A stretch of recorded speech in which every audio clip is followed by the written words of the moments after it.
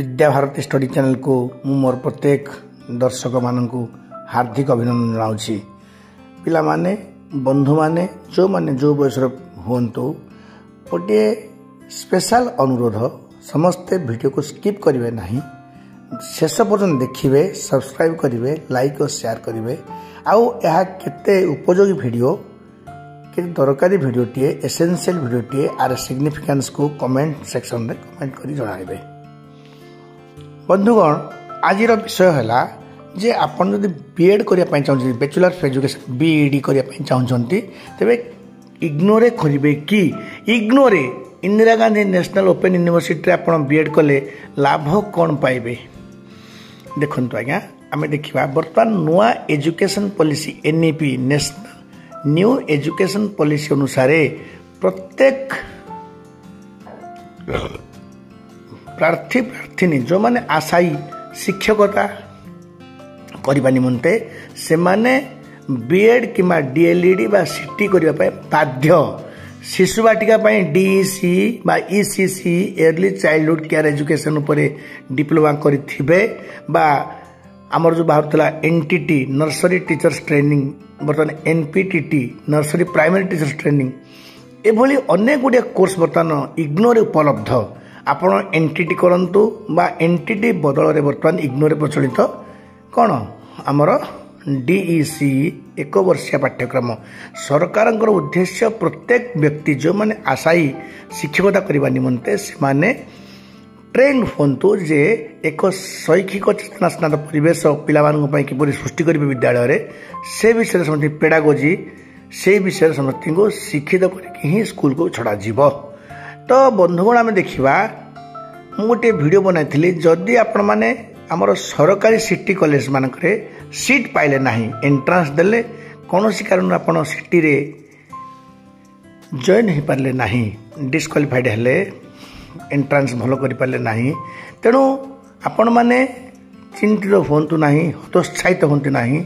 NIOS news national institute of open schooling news माध्यम आपण मैंने DLED diploma in elementary education ये जो DLED कोर्स करंतु यह एक वर्षिया बर्तमान 2 वर्षिया कार्यक्रम। यार head office news head office हूँ नोएडा रे। आपण न्यूज वेबसाइट जातु एवं से वेबसाइट जाई आपण DLED निमंते आवेदन करंतु देखिए 100% सफलता पाइबे आज्ञा।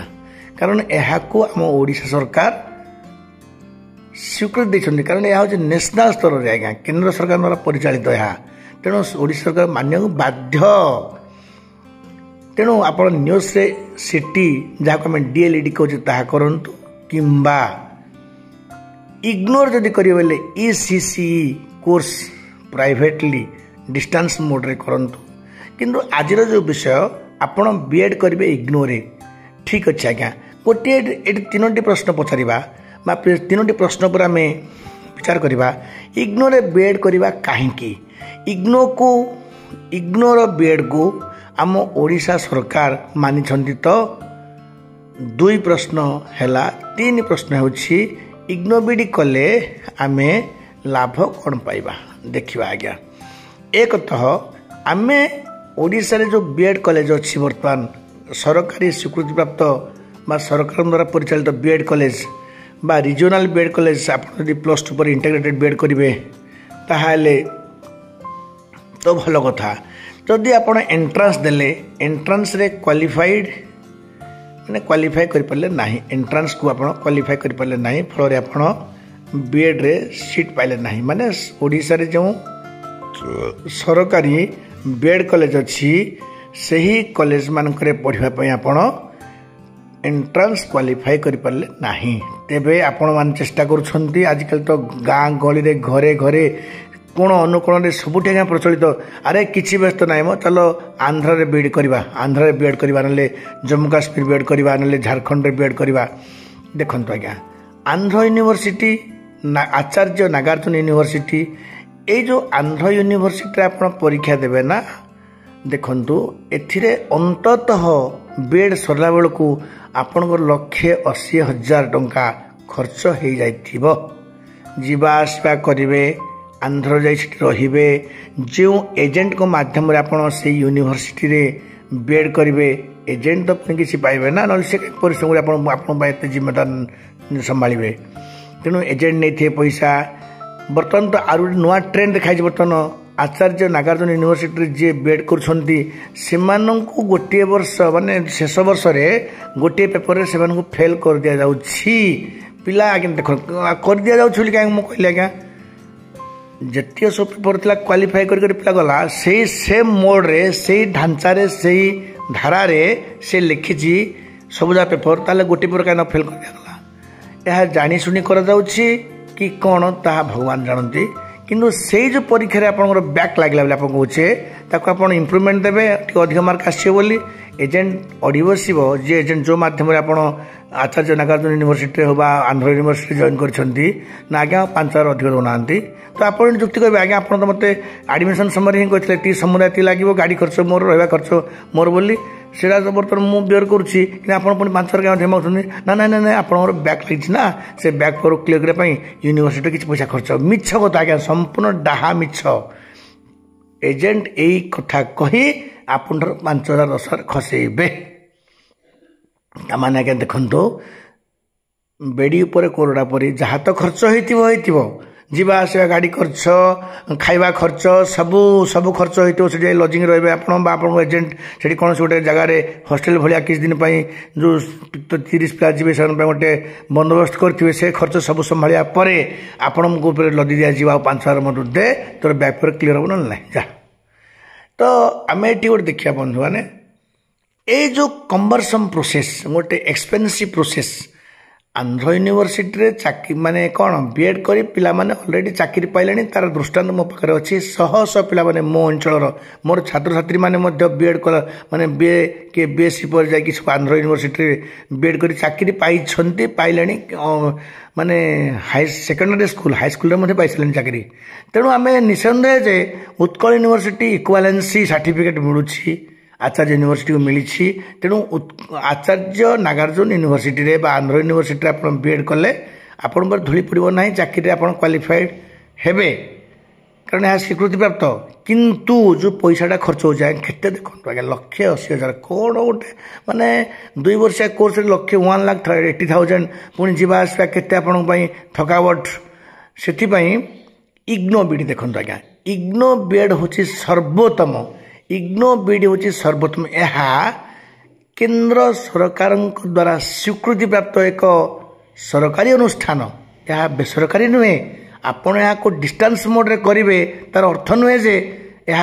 प्राइवेटली ना यह संपूर्ण भाव केंद्र सरकार द्वारा परिचालित एक स्वीकृति प्राप्त अनुष्ठान जहाँ को ओडिशा सरकार कौन भारत जो 28 राज्य अच्छा 28 राज्यर राज्य सरकार मानिया को मानिबा को बाध्य यह द्वारा जो सर्टिफिकेट आपण पाइथिबे सेही सर्टिफिकेट सर्वभारतीय स्तर रे स्वीकृति प्राप्त सर्टिफिकेट तो बर्तमान देखिबा इग्नोर बीएड करिया पय हम कौन कौन एलिजिबिलिटी आम क्राइटेरिया रहा पड़ो आज्ञा एमती आम जदि ओडिशार सरकारी स्कूल मानकरे बा सरकारी कॉलेज मानकरे बीएड पाई पारले नहीं ताहले आम आखि बुझी चल आंध्र यूनिवर्सिटी रे टंका अच्छे तो चलो एजेंट धर सी आमको नहीं जिते परसेंट था जहाँ हवा जहाँ केमती केमती कर आज्ञा जॉइन कर पिला भगवान जानती तो देखु एठी हूँ कौन इग्नोरे Indira Gandhi national open university आम जो भुवनेश्वर रिजनल बीएड कॉलेज अच्छी रिजनल सेंटर अच्छी से जी बोले आज्ञा देखा जो मुझे अनेक थर एचओडी अच्छा डायरेक्टर कथबार्ता करी आपण मानक से इनफॉरमेशन ब्रोशर देवे इनफॉरमेशन ब्रोशर अनुसार इग्नोरे बीएड करने बीए रे माने +3 जो ग्रेजुएशन रे आपण अंततः 50% मार्क रखिथिबे आ गोटे खुशी कथा आज्ञा जो मैंने फिजिकाली हैंडिक्याप्ड डिजेबल्ड पर्सन्स से यूडीआईडी जदि देखेबे जदि 40% रु अधिक डिजेबिलिटी अच्छी ताहले सेमानंकु 5% रिजर्वेशन से दिया जीवो देखो आज्ञा यह दिव्यांग अपंग जो माने शारीरिक अक्षम व्यक्ति ସେଇମାନଙ୍କ ପାଇଁ ଏକ ସୁବର୍ଣ୍ଣ ସୁଯୋଗ ଆଜ୍ଞା। ଆଉ ଇଗ୍ନୋରେ ବିଏଡ୍ କଲେ ଆପଣଙ୍କର ଏତେ କମ୍ ଟଙ୍କାର ଖର୍ଚ୍ଚରେ ଆପଣ ବିଏଡ୍ କ୍ୱାଲିଫାଏ କରିବେ ଯାହାକି ସ୍ୱପ୍ନରେ ଆପଣ ଭାବିନଥିବେ। ଆଉ ଏତିକି ମନେ ରଖନ୍ତୁ ଆଜ୍ଞା, ମୁଁ ଏହାକୁ କୌଣସି ବ୍ୟକ୍ତିମାନଙ୍କୁ ଏମିତି କେମିତି ଲାଗିପାରେ, କାରଣ ଯେଉଁମାନେ ଆନ୍ଧ୍ରରେ ବିଏଡ୍ କରିଛନ୍ତି ସେମାନେ ସେ ଆନ୍ଧ୍ର ୟୁନିଭର୍ସିଟିକୁ ହିଁ ମୁଣ୍ଡେଇକି ବସିବେ, ଆମର ସେଇଟା ଭଲ ୟୁନିଭର୍ସିଟି ନା, ଆମର ଏଠି ପିଲାମାନେ ସାଙ୍ଗମାନେ ଚାକିରି କରିସାରିଲେଣି ସେଠୁ ପାସ୍ କରି।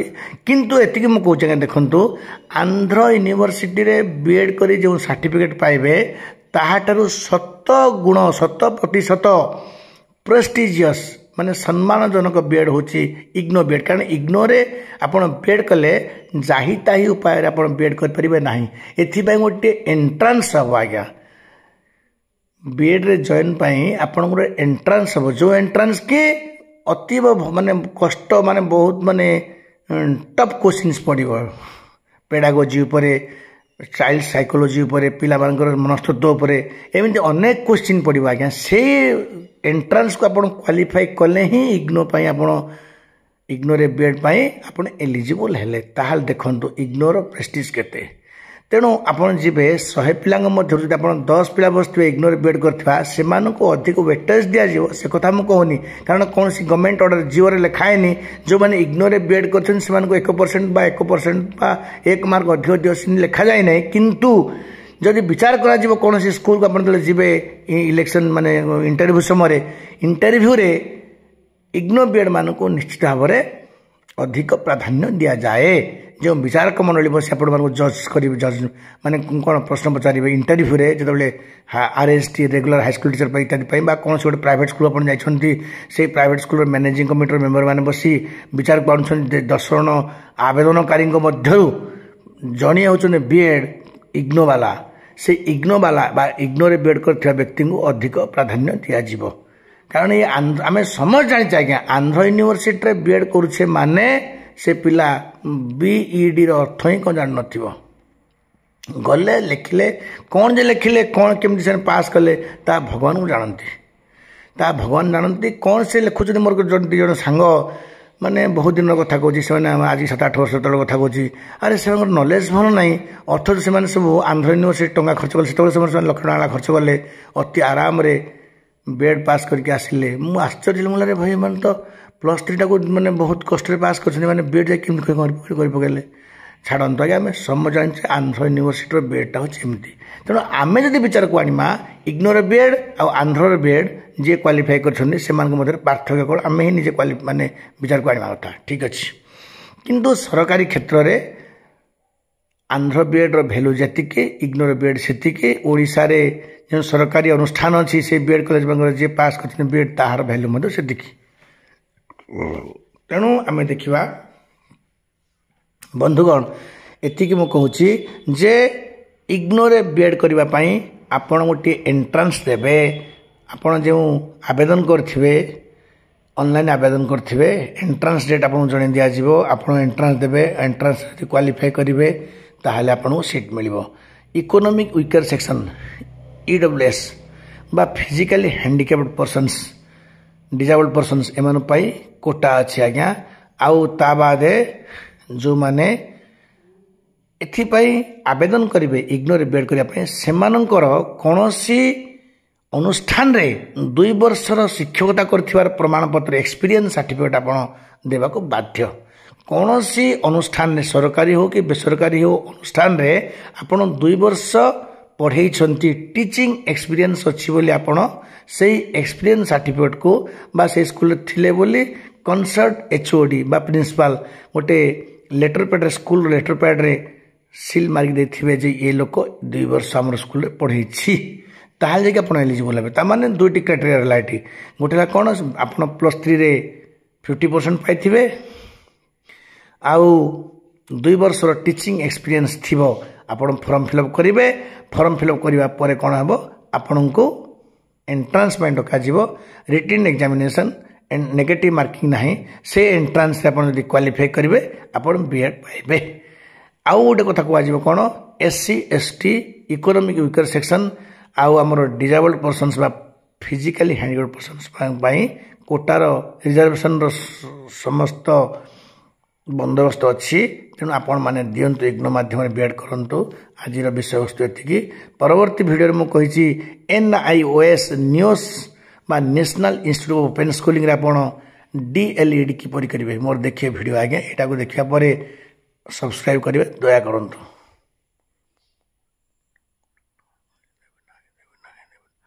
बंधुगण एतिक रही मत आपण मैंने कमेंट सेक्शन में जनइबे मोर रिक्वेस्ट रहा आपण मैंने आंध्र यूनिवर्सिटी जातु ना अଯଥା खर्चांत हूँ ना अत्यधिक खर्चांत हो आपण परिशेष पुणी बैक लगे परीक्षा तो लेखा माने मार्कसीट तो लेखा मैंने यहाँ बैक लगे बोली एमती गोटे कला दाग आपणकर सर्टिफिकेट रखिए कौन खर्च कर तार सबुठ भल है आप इग्नोर बीएड करूँ।